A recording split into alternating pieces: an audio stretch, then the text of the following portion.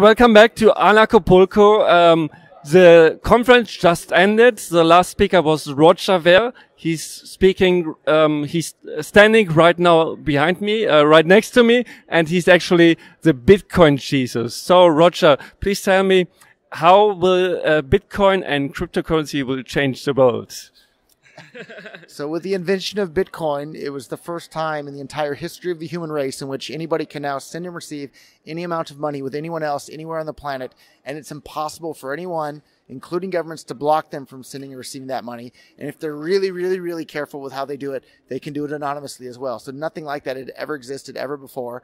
So that brings more economic freedom to the entire world. And as most people who've studied economics know, the more economic freedom a place has, the higher everyone's standard of living becomes, and the faster the rate of economic growth, that improves everybody's lives. So of course, it's something to be really, really, really excited about.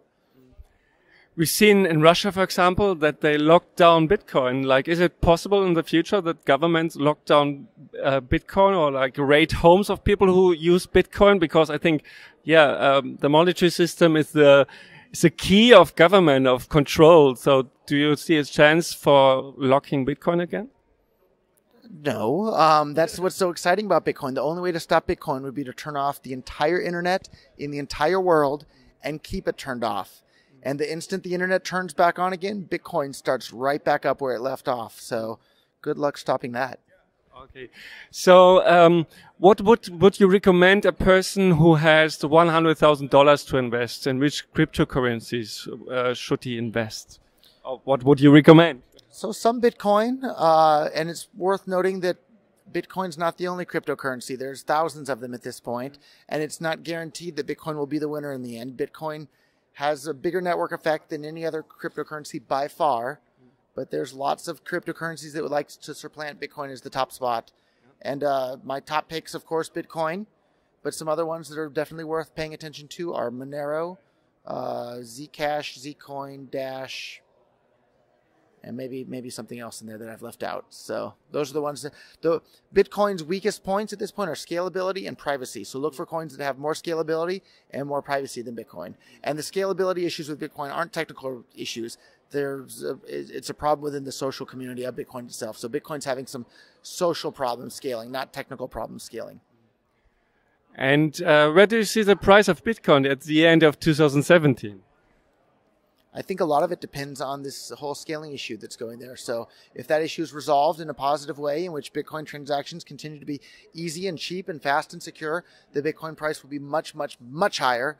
If those issues still aren't resolved, maybe the price will just be a little bit higher. Okay, great. And how do you see the future of the euro? Like in Europe, we see like debts rise, and in America and all other countries as well. How do you see the future for this government currencies? So Bitcoin and cryptocurrencies aren't guaranteed to be worth more in the future, but every single government-issued currency is guaranteed to be worth less in the future. And that's because all of them are printing money and inflating their currency, which means the value goes down over time. So anyone who's old enough, think back as to how much things costed when you were a kid, and think about how much that same exact product costs today. For example, a can of soda, it was like 35 cents when I was a kid. Now it's at least $1, $1.50, $2. So, and that's not because sodas are harder to produce. It's because governments have printed more money. But do you see a hyperinflation coming, or like a crash on the stock markets, for example? It's possible.